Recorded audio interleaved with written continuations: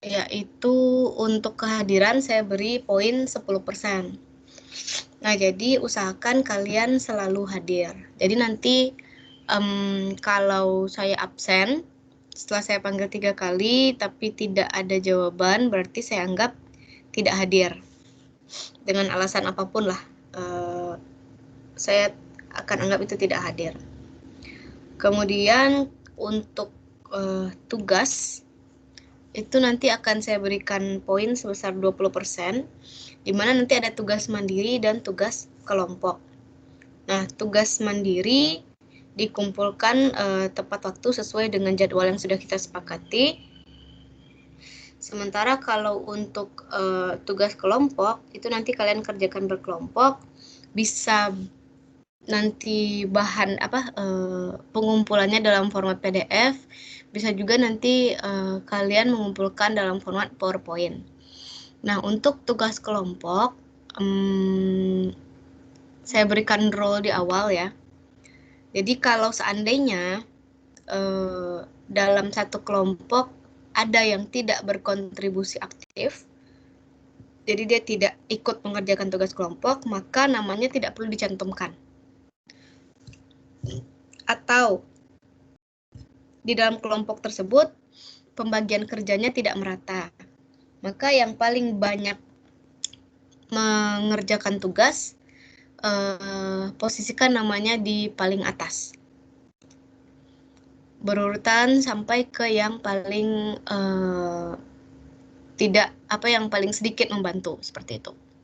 Tapi seandainya seluruh anggota kelompoknya bekerja adil dan merata pekerjaannya, maka cukup kalian urutkan saja sesuai NIM namanya. Itu untuk pengumpulan tugas kelompok. Bisa dipahami untuk pengumpulan tugas kelompok? Paham, Bu. Paham, Bu. Bisa, Bu. Oke, kemudian untuk UTS dan UAS. UTS itu poinnya 30%, sementara UAS itu 40%. Pengumpulan UTS dan UAS atau pelaksanaan UTS dan UAS kita sesuaikan saja dengan jadwal yang diberikan oleh jurusan, dan nanti UTS dan UAS-nya dikumpulkan melalui assignment. Untuk UTS dan UAS saya tekankan di sini di awal bahwa tidak ada toleransi untuk keterlambatan. Jadi kalau nanti misalnya terlambat, walaupun hanya sepersekian detik, walaupun ditulisnya adalah a few second late, itu tetap akan ada pengurangan poin di sana. Jadi usahakan untuk mengumpulkan UTS sesuai dengan jadwal yang telah ditentukan. Jadi jangan ada yang telat, karena walaupun hanya telat beberapa detik, akan ada pengurangan poin. Entah itu UTS ataupun UAS, semuanya sama. Nanti kalian kumpulkan UTS dan UAS ini dalam format PDF menggunakan pulpen biru. Ya, pulpen biru formatnya PDF. Lalu kalau untuk buku sumber, sebenarnya ada banyak buku sumber yang bisa kalian gunakan sebagai referensi. Nah, ini salah satu yang sering saya gunakan, ini adalah Concept of Modern Physics oleh Arthur Beiser. Buku ini bisa kalian download bebas di Google, banyak yang menyediakan soft filenya. Ataupun kalau misalnya kalian punya buku referensi yang lain, itu dipersilahkan. Yang penting materi ataupun pokok bahasan yang akan kita bahas itu ada di dalam buku itu. Jadi silahkan saja menambah referensi dari sumber-sumber yang lain. Oh ya, begitu juga dengan tugas ya. Jadi kalau ketika tugas, kalau nanti saya berikan tugas dalam bentuk bukan pertanyaan singkat, tapi entah yang saya suruh kalian buat makalah atau seperti apa, nanti sertakan sumbernya. Dari buku apa, kalau menggunakan buku, kalau online kalian sertakan juga linknya. Bisa dipahami? Sampai sini masih umum lah ya peraturan kuliahnya.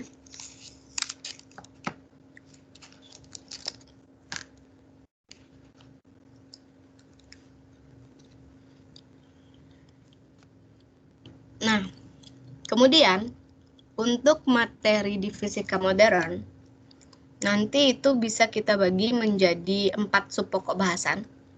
Bukan 4 pokok bahasan besar lah ya. Yang pertama adalah mengenai dualisme dari partikel. Prinsip dualisme. Di mana prinsip dualisme ini mencakup sifat partikel dari gelombang dan sifat gelombang dari partikel. Jadi itu yang dimaksud dengan dualisme, prinsip dualisme ini. Jadi kita nanti akan membahas mengenai gelombang elektromagnetik, mengenai cahaya, di mana ternyata gelombang elektromagnetik ataupun cahaya ini ternyata memiliki 2 sifat. Bisa dianggap sebagai partikel dan bisa dianggap sebagai gelombang. Nah, untuk sifat partikel dari gelombang itu yang akan kita bahas itu adalah yang pertama pengertian dari gelombang elektromagnetik. Jadi apa itu gelombang elektromagnetik, apa jenisnya, bagaimana fungsinya, seperti itu kita akan bahas di pengantar dari sifat partikel dari gelombang. Lalu kita akan bahas mengenai radiasi benda hitam. Kita juga akan bahas mengenai efek fotolistrik. Kita juga akan bahas mengenai cahaya, sinar X, dan difraksi sinar X. Nanti kita akan bahas apa itu sinar X, apa fungsi dari sinar X, lalu bagaimana ketika sinar X ini difraksi seperti itu. Kita juga akan bahas mengenai efek Compton. Jadi efek Compton ini sebenarnya apa percobaan untuk mendukung teori yang mana seperti itu. Lalu kita juga akan bahas mengenai produksi pasangan dan foton dan gravitasi, hubungan antara foton dan gravitasi. Nah, ini adalah beberapa poin yang akan kita bahas mengenai sifat partikel dari gelombang. Kemudian, untuk sifat gelombang dari partikel, yang mana ini sifat gelombang dari partikel itu masih bagian dari prinsip dualisme. Maka di sini kita akan bahas nanti mengenai gelombang de Broglie. Jadi gelombang de Broglie ini adalah salah satu teori yang akan mendukung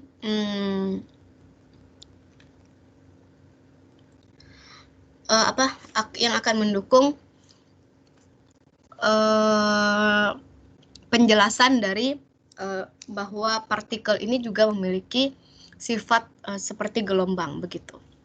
Lalu kita juga akan membahas mengenai probabilitas gelombang. Lalu kita juga akan mendefinisikan sebuah gelombang. Jadi apa yang dimaksud dengan gelombang, bagaimana proses terjadinya. Lalu kita juga akan bahas mengenai kecepatan fase dan kecepatan grup. Ada juga mengenai difraksi partikel dan partikel di dalam kotak.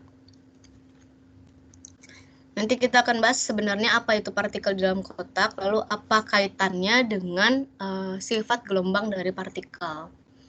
Nah, berikutnya kita akan bahas mengenai prinsip ketidakpastian untuk partikel di dalam kotak dan membahas lagi aplikasi dari prinsip ketidakpastian tersebut. Nah, itu untuk dualisme partikel. Kemudian, pokok bahasan yang kedua itu adalah mengenai atom dan molekul, lalu mengenai mekanika kuantum dan mekanika statistik. Mekanika kuantum dan mekanika statistik itu pembahasannya tidak bisa dipisahkan dengan atom dan molekul. Lalu nanti kaitannya dengan zat padat. Nah, jadi sub pokok bahasan antara mekanika kuantum, mekanika statistik itu nantinya akan saling berkaitan dengan atom dan molekul. Jadi kita akan bahas secara bergantian dan mungkin nanti akan saling dikaitkan antara mekanika statistik dengan atom dan molekul seperti itu. Nah, untuk awalnya kita akan bahas dulu mengenai struktur atom. Jadi struktur atom ini kita akan bahas dulu mengenai inti atom. Sebenarnya ada apa di inti atom? Kenapa inti atom ini sangat menarik? Dan yang dikatakan bahwa inti atom ini ternyata memiliki energi yang sangat besar seperti itu. Jadi kita akan bahas nanti mengapa sebenarnya inti atom ini punya energi yang sebesar itu. Lalu kita akan bahas mengenai orbital elektron, bagaimana perpindahan elektron dari satu orbital ke orbital yang lain. Kita akan bahas mengenai spektrum atomik dari setiap atom ini. Kira-kira spektrumnya seperti apa, akan memunculkan energi yang seperti apa begitu. Lalu kita akan bahas mengenai teori atom Bohr. Jadi mungkin dulu yang sudah belajar mengenai kimia dan ilmu bahan, kita sudah membahas mengenai jenis beberapa jenis teori atom. Nah, di sini ketika di struktur atom untuk fisika modern, kita akan lebih fokus kepada teori atom Bohr. Lalu kita juga akan bahas mengenai spektrum dan tingkat energi. Jadi bagaimana kaitan antara spektrum dengan tingkat energi, bagaimana aturan pengisian tingkat energi, bagaimana prosesnya ketika satu elektron berpindah dari satu tingkat ke tingkat energi yang lain, seperti itu. Lalu kita juga akan bahas mengenai prinsip korespondensi pasangan antar elektron, pergerakan inti, dan eksitasi elektron. Lalu nanti secara umum, setelah kita membahas mengenai spektrum, tingkat energi, eksitasi elektron, dan orbital elektron dari struktur atom ini, kita akan kaitkan dengan laser. Jadi bagaimana prosedur atau proses terjadinya laser ini ketika kita sudah membahas mengenai spektrum dan tingkat energi dari struktur atom gitu. Nah, kemudian kita akan membahas mengenai mekanika kuantum. Makanya tadi saya katakan bahwa mengenai atom dan molekul itu pembahasannya tidak bisa dipisahkan dengan mekanika kuantum dan mekanika statistik. Jadi nanti akan saling berselang-seling kita bahas atom, lalu ke mekanika kuantum, lalu nanti ke molekul, baru nanti ke mekanika statistik, baru nanti di ujungnya, di akhirnya kita akan membahas mengenai zat padat. Nah, untuk mekanika kuantum, ini lebih kepada perhitungannya, lebih kepada penjelasan secara matematis, mengapa kita mendapatkan energi sekian ketika satu elektron berpindah dari satu tingkat energi ke tingkat energi yang lain. Nah, jadi disinilah di mekanika kuantum inilah kita bahas mengenai angka-angka yang akan sering kalian temui di dalam fisika modern ini. Nah, jadi yang di awal kita akan membahas dulu pengenalan mekanika kuantum. Jadi apa itu mekanika kuantum, apa fungsinya, apa dampaknya terhadap fisika modern begitu. Lalu kita akan bahas mengenai persamaan gelombang. Nah, jadi mekanika kuantum ini seperti yang tadi saya katakan, ini adalah metode perhitungannya untuk setiap angka yang diperoleh di dalam fisika modern.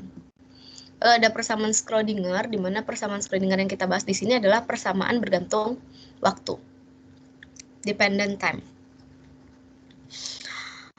Kemudian kita akan bahas mengenai linearitas dan superposisi, expectation values atau nilai ekspektasi.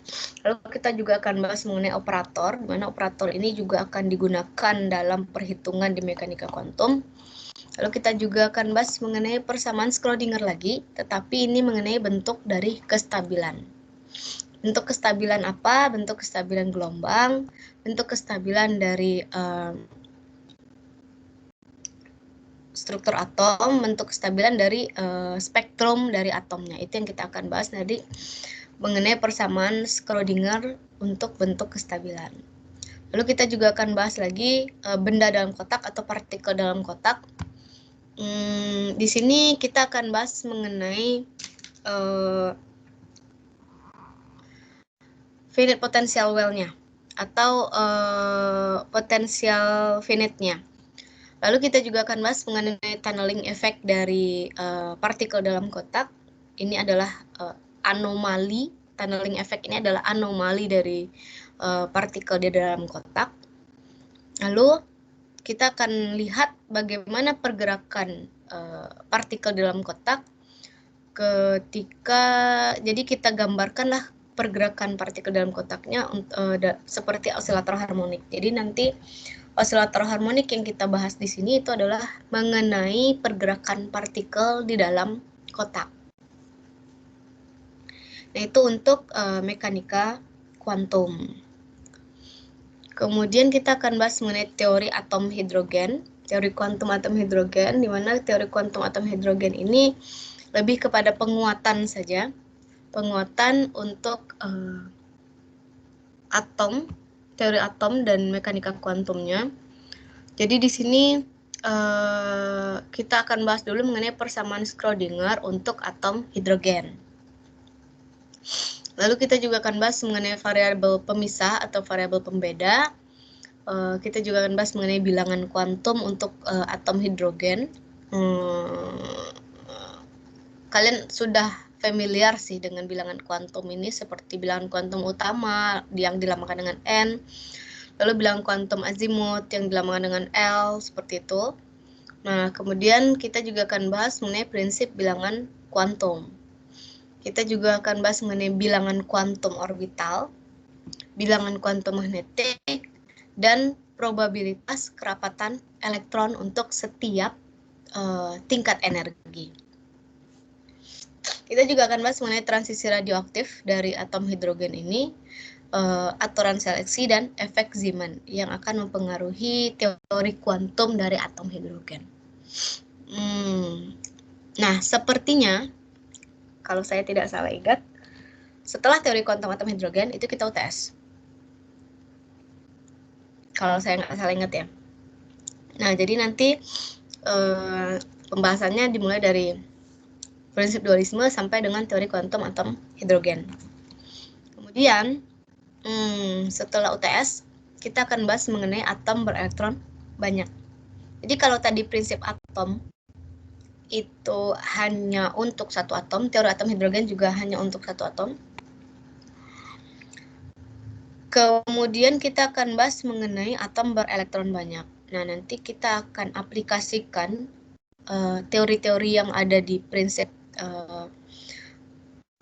atom dan teori kuantum atom hidrogen, kita akan aplikasikan kepada atom berelektron banyak.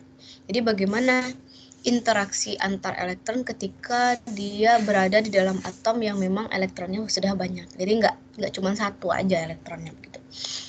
Nah, kita akan bahas mengenai spin elektron. Jadi nanti spin elektron inilah pembeda antara satu atom dengan atom yang lain. Kita akan bahas juga mengenai prinsip pengecualian, fungsi gelombang simetri dan asimetri dari setiap pergerakan elektron.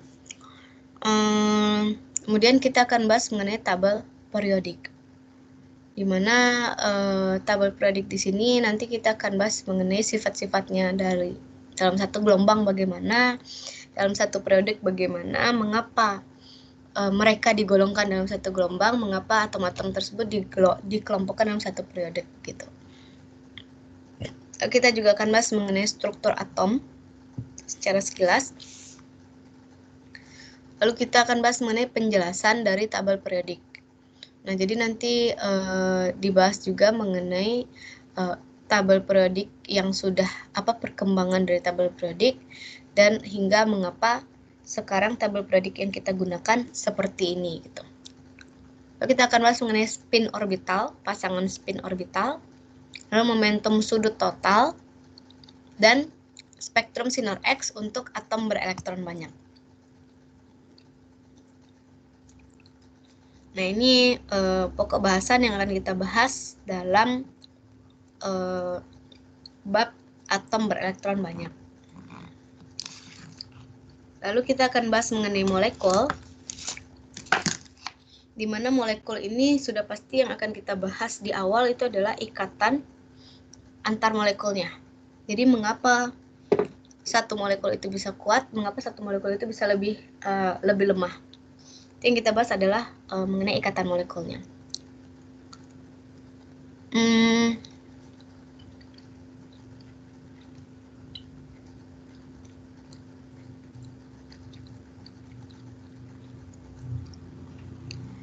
Setelah itu kita akan bahas mengenai pemakaian bersama elektron. Jadi ada elektron yang bisa diberikan dari satu atom ke atom yang lain. Tapi ada juga elektron yang dipakai secara bersama. Nah, ini kita akan bahas bagaimana kekuatan ikatan ketika satu elektron itu dipakai secara bersama oleh atom-atom yang lain gitu. Lalu kita akan bahas mengenai ion molekuler H2+, molekul hidrogen, molekul kompleks, tingkat energi rotasi, dan tingkat energi vibrasi. Jadi molekul ini nanti kekuatan ikatannya, kekuatan antar molekulnya itu juga nanti akan dipengaruhi oleh tingkat energi rotasi dan energi vibrasi ini. Jadi bagaimana kekuatan molekul tersebut, salah satu yang mempengaruhinya adalah energi rotasi dan energi vibrasi ini. Lalu kita akan membahas mengenai spektrum elektronik dari molekul. Nah, kemudian kita akan bahas mengenai mekanika statistik. Jadi kita lanjutkan lagi tentang mekanika kuantum dan mekanika statistik. Dimana kita akan bahas mengenai distribusi statistik dari setiap elektron di dalam molekul. Lalu kita akan bahas mengenai statistik Maxwell-Boltzmann. Kita juga akan bahas mengenai energi molekul pada gas ideal. Jadi kenapa pada gas ideal? Karena dianggap dengan adanya gas ideal ini, itu bisa merepresentasikan pergerakan elektron dalam setiap atom. Walaupun sebenarnya yang namanya gas ideal itu tidak pernah ada. Tapi dengan mengandaikan molekul-molekul tersebut seperti gas ideal, maka itu akan mempermudah istilahnya, penjelasan secara teoritisnya, seperti itu. Lalu kita akan bahas juga mengenai statistika kuantum, formula Rayleigh-Jeans, hukum radiasi Planck, pendekatan Einstein mengenai mekanika statistik, itu juga kita akan bahas nanti. Lalu kita akan bahas juga mengenai panas jenis logam. Nah, jadi kita akan bahas apa keterkaitannya dengan panas jenis logam. Kenapa kita bisa menghitung panas jenis logam ketika kita sudah membahas mekanika kuantum dan mekanika statistik gitu. Lalu kita juga akan bahas mengenai elektron bebas pada logam, distribusi energi elektron, dan bintang mati. Ini bintang mati ini kita bahas sebagai tambahan saja nanti, kalau nanti kita sudah menyelesaikan seluruh pembahasan yang lain.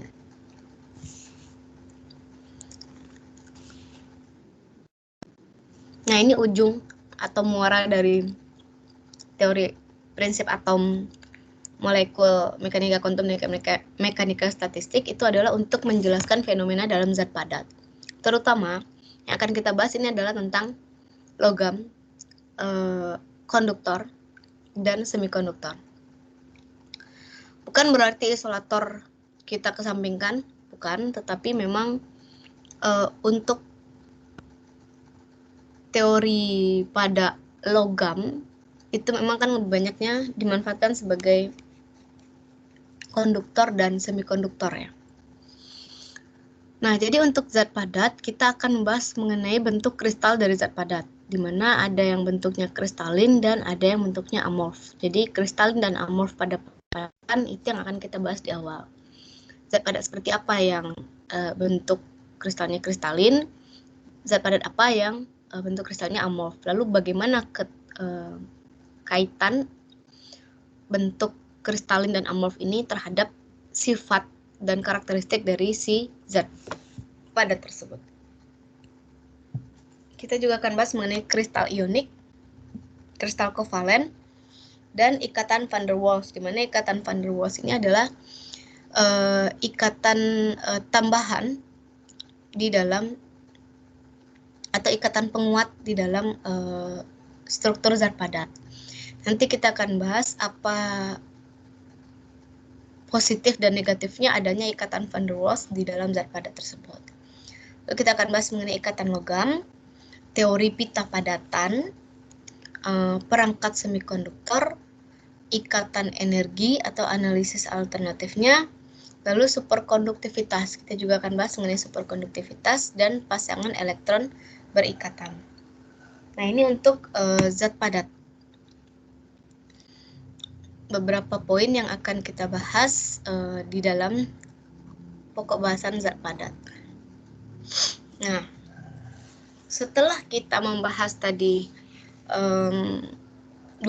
prinsip dualisme partikel, poin pertama pokok bahasan yang pertama itu prinsip dualisme. Lalu yang kedua itu mengenai atom dan molekul. Yang ketiga itu adalah mekanika kuantum dan mekanika statistik. Nah, ini adalah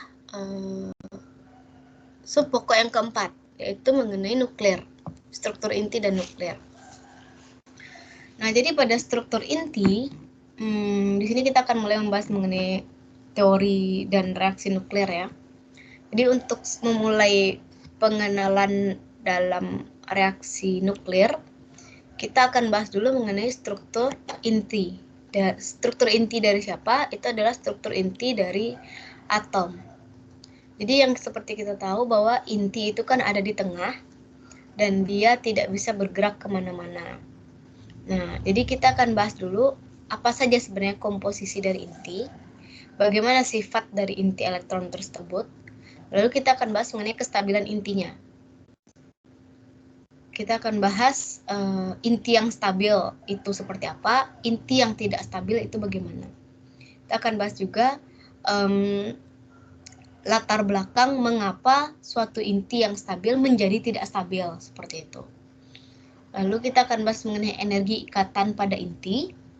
Lalu kita akan bahas juga mengenai model tetesan cair, lalu model kulit untuk setiap elektron tersebut, dan teori Mason mengenai energi inti. Jadi ini yang akan kita bahas untuk pengenalan reaksi nuklir, itu tentang struktur inti. Kemudian kita akan bahas mengenai reaksi nuklir 1 dan reaksi nuklir 2. Nah, untuk reaksi nuklir 1 dan 2 ini agak sulit untuk dipisahkan, makanya saya masukkan saja ke dalam reaksi nuklir 1 dan 2. Intinya yang akan kita bahas itu adalah peluruhan radioaktif. Peluruhan radioaktif ini dari siapa? Peluruhan radioaktif dari inti atom. Nah, jadi seperti yang tadi kita bahas, di awal kita akan bahas dulu kestabilan intinya, lalu nanti di mana kita akan tahu bahwa ternyata inti yang tidak stabil itu dia mengalami peluruhan radioaktif. Nah, nanti kita akan bahas di sini bagaimana terjadinya peluruhan radioaktif itu, apa efeknya, dan alasan mengapa peluruhan tersebut dapat terjadi gitu. Lalu kita juga akan membahas mengenai waktu paruh, yaitu waktu paruh untuk memperhitungkan seberapa cepat inti itu meluruh, dan kira-kira nanti setelah itu kita akan bahas juga bagaimana energi dari inti tersebut ketika dia sudah mengalami peluruhan.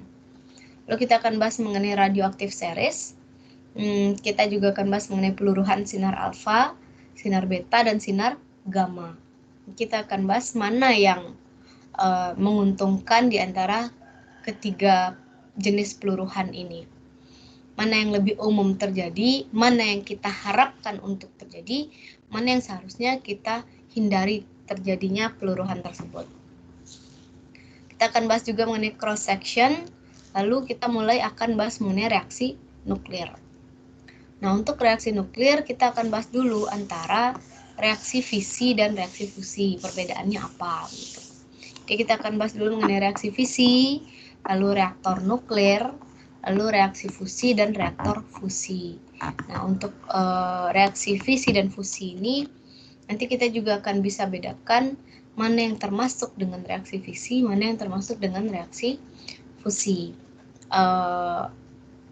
Nanti bisa kita bedakan lah perbedaan dan kesamaan antara kedua reaksi ini. Apa itu reaksi fisi dan reaksi fusi begitu. Nah, itu adalah materi-materi untuk UAS. Nah, seandainya waktu kita masih cukup, kita akan membahas mengenai rare earth metals, yaitu logam tanah jarang. Logam tanah jarang ini, kalau kalian pernah melihat tabel periodik, dia ada di golongan bawah, golongan 7 dan 8, di mana nanti dia tidak dituliskan ke dalam tabel periodik secara mendatar seperti biasa, tetapi memang ada footnote khusus untuk si logam tanah jarang. Nah, nanti kita akan bahas mengapa si logam tanah jarang ini memiliki sifat yang khas dan dia di dalam tabel periodik itu tidak bisa masuk ke dalam golongan ataupun periodik yang memang sudah umum pada tabel periodik. Jadi kita akan bahas dulu pengertiannya, apa itu rare earth metals, lalu posisinya di tabel periodik, penjelasan mengenai mengapa rare earth metals itu ada di sana. Lalu kita akan bahas mengenai potensi dari rare earth metals ini, sebenarnya dia fungsinya untuk apa, mengapa cukup banyak dicari akhir-akhir ini. Lalu kita akan bahas juga mengenai pengolahan rare earth metals. Bagaimana cara mengolahnya? Jika kita sudah memperoleh sumber daya dari logam tanah jarang ini, kita akan bahas mengenai bagaimana pengolahannya. Lalu kita juga akan melihat potensi rare earth metals di Indonesia. Jadi selain kita akan membahas mengenai fungsi pemanfaatan dari rare earth metals ini, kita juga akan melihat bagaimana potensi rare earth metals ini di Indonesia. Apakah sudah dimanfaatkan dengan baik atau belum? Lalu apakah Indonesia punya sumber dayanya atau tidak? Lalu apakah di Indonesia sudah dikelola dengan baik sumber tersebut atau belum, seperti itu. Nah, itu tambahan saja sih rare earth metals ini. Saya harap nanti kita bisa membahas sekilas mengenai ini, tapi kalau memang tidak, kalian jangan khawatir, ini tidak akan masuk ke dalam UAS, seperti itu. Nah, itu untuk materi kita mengenai fisika modern selama 1 semester ini. Kira-kira ada yang ingin kalian tambahkan nggak materinya, atau ada usulan untuk pokok bahasannya, seperti itu? Gimana?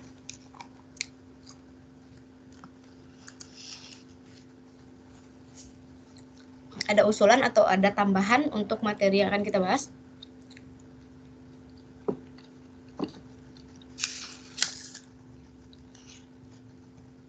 Halo? Mikrofon saya mati apa? Enggak kan? Ya, Bu.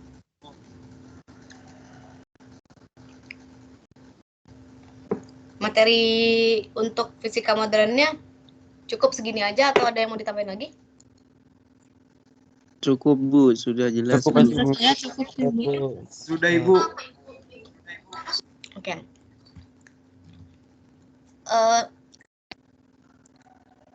Wanti-wanti aja ya. Kalian jangan terlalu takut dengan pokok bahasan yang aneh-aneh begini. Karena kemarin di kelas yang lain ada yang takut duluan. Ngomongnya, Bu, itu pembahasannya kok kelihatannya abstrak semua. Enggak kok, enggak akan seabstrak itu. Saya akan berusaha untuk mengaitkannya dengan materi yang sudah kita bahas di kimia bahan, ataupun mungkin nanti saya akan berusaha untuk memperlihatkan sebenarnya teori-teori seperti ini apa yang bisa kalian dapatkan di dalam kehidupan nyatanya, begitu. Contohnya misalnya untuk di mekanika kuantum ini adalah teori-teori tambahan, teori-teori perhitungan yang mungkin sepertinya nanti akan sangat bermanfaat untuk kalian kalau kalian ingin fokus ke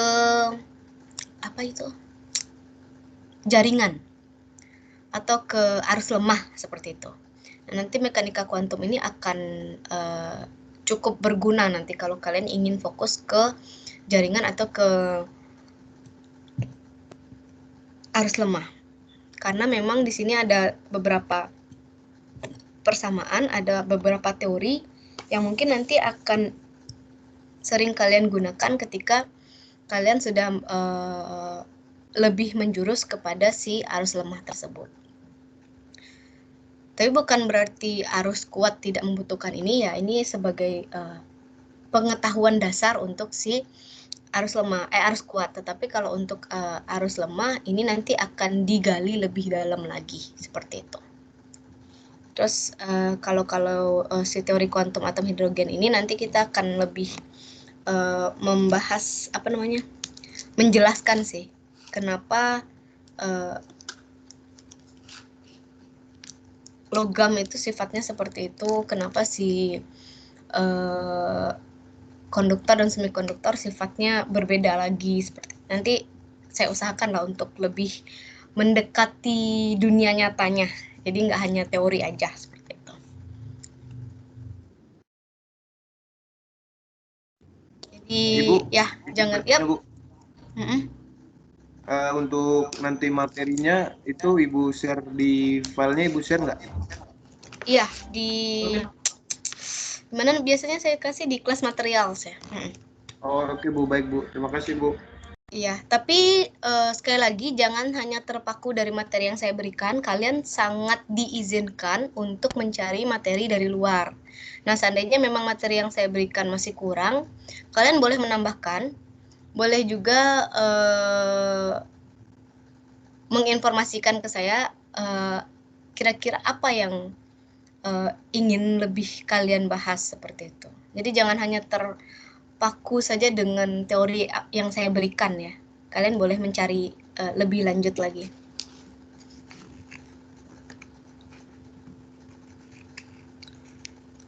Oke, kemudian untuk lebih mudahnya lagi nanti pembagian tugas. Jadi sekarang saya akan bagi dulu kalian ke dalam beberapa kelompok. Jadi seandainya nanti kita akan ada tugas tambahan, ada tugas kelompok, itu kita tidak akan kesulitan lagi membagi-bagi kelompoknya. Jadi saya bagi dulu ke dalam kelompok ya. Ini ada berapa? 42 orang. 42 dibagi 5, 8 ya. 8 orang. Bagas Gusti Pradana ada? Hadir Bu. M. Fatan? Hadir Bu. Ahmad Setiadi?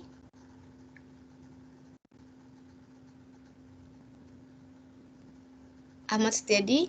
Ristri Rahmaning Tias? Hadir Bu. Joshua Stevi? Joshua Stevi ada? Nggak ada ya. Oke. Bagas Gusti Pradana, M. Fatan Ramayani, Ahmad Setiadi, Ristri Rahmaning Tias, dan Joshua Stevi itu satu kelompok di kelompok 1 ya. Baik Bu. Joshua Stevi nggak ada? Ada. Ada Bu. Oh ada. Oke. Yusuf Malik Raharjo, Elizar Nichal, Muhammad Fikri, Muhammad Restu Fauzan, Antonius Januario. Hadir semua nggak orangnya? Hadir Bu. Hadir Bu. Ya. Hadir Bu. Oke, kalian masuk ke dalam kelompok 2. Yusuf Malik Raharjo, Elizar Nichal, Muhammad Fikri, Muhammad Restu Fauzan, dan Antonius Januario. Untuk kelompok 3, Rumania Adelia ada? Hadir Bu. Immanuel Rivaldi? Muhsandi? Hadir Bu. Miftahul Akmal?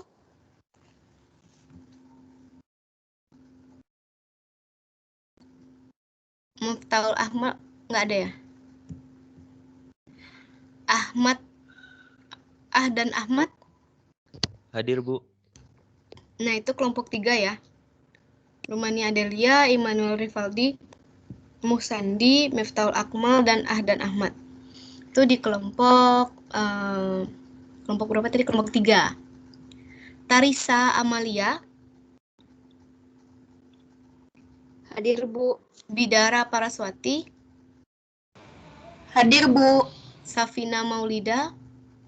Hadir, Bu. Fajar Faizin. Hadir, Bu. Fajar. Oke. From Ariel. Hadir, Bu. Nah, itu kelompok 4.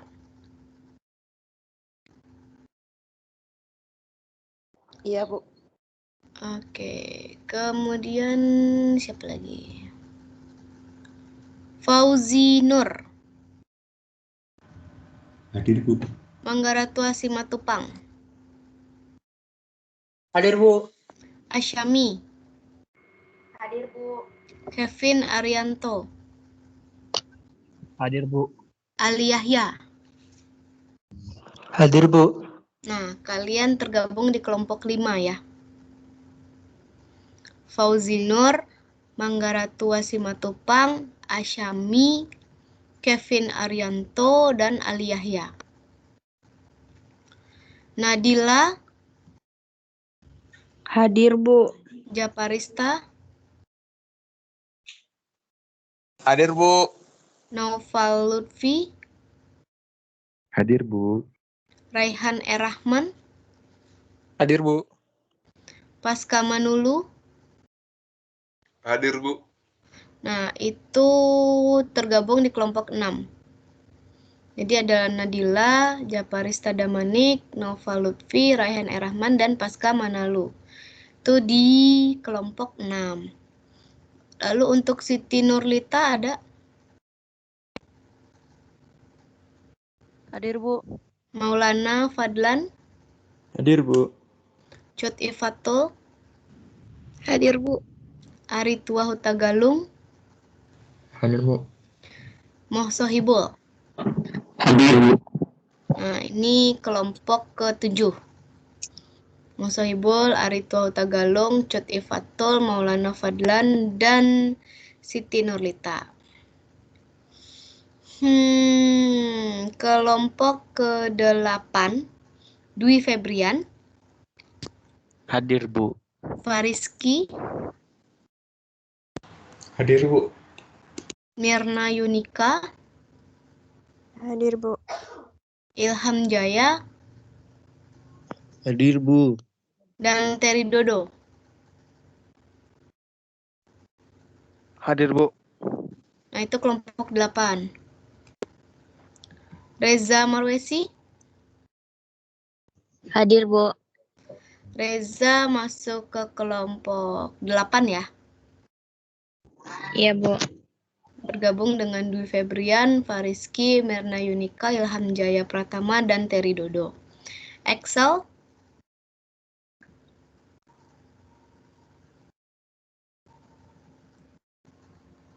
Excel nggak ada.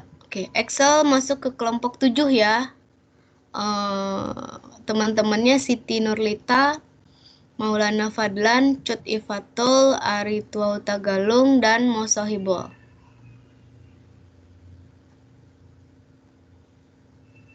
Oke, itu pembagian kelompoknya tadi. Semua sudah tahu masuk kelompok berapa?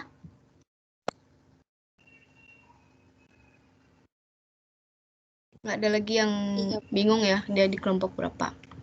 Oke, jadi itu untuk pembagian kelompok. Jadi saya harap nanti ke depannya ketika ada pekerjaan kelompok kalian bisa kerjakan secara bersama-sama.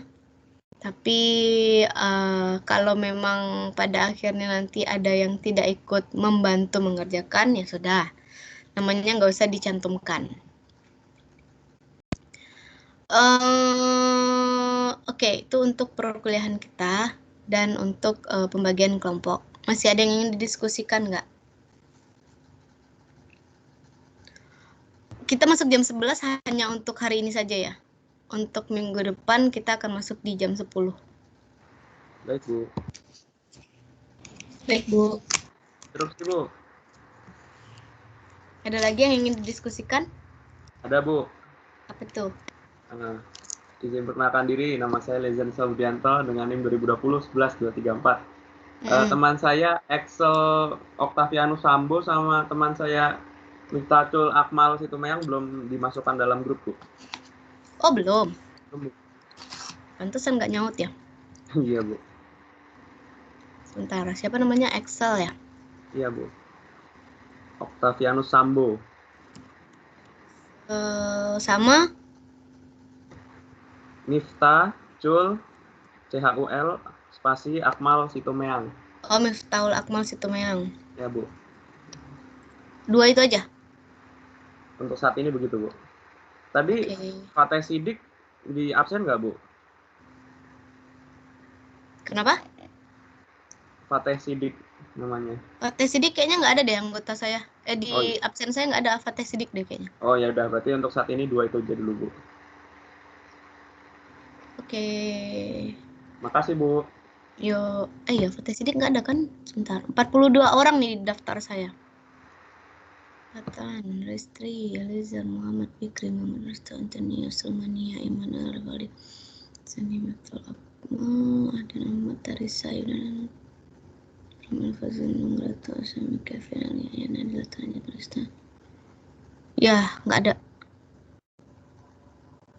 Yap, cuman itu saja. Baik, Bu. Terima kasih. Oke. Oh, berarti mereka dikabari aja ya anggota kelompok mana. Baik, Bu. Sip. Karena memang nggak ada yang akan didiskusikan lagi. Kalau begitu untuk hari ini kita sudahi dulu pertemuannya. Kita mulai pembahasan mengenai prinsip dualisme di minggu depan.